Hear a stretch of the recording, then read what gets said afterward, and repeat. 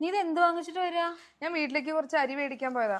നീ white rice ആണോ വാങ്ങിച്ചേ? നിന്റെ അച്ഛനും അമ്മയ്ക്ക് ഷുഗർ ഒക്കെ ഉണ്ടെന്ന് പറഞ്ഞു. അരി വെളുത്തതായാലും ചുവന്നതായാലും കഴിച്ചാ പോരെ? അങ്ങനെയല്ല, നമ്മുടെ ഈ ചോറിലും ഈ അരിയിലും ഒക്കെ ഉള്ളത് അന്നജം അഥവാ കാർബോഹൈഡ്രേറ്റ് ആണ്.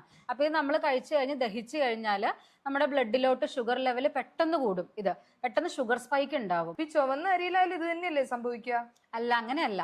തവിടുള്ള അരിയിൽ നമുക്ക് നാരുകൾ അടങ്ങിയിട്ടുണ്ട്, ഫൈബർ റിച്ച് ആണ്. ആ ചോറ് കഴിച്ചു കഴിയുമ്പോൾ നമ്മുടെ ബ്ലഡിലോട്ട് ഗ്ലൂക്കോസ് റിലീസ് ചെയ്യുന്നത് വളരെ സ്ലോയിലായിരിക്കും.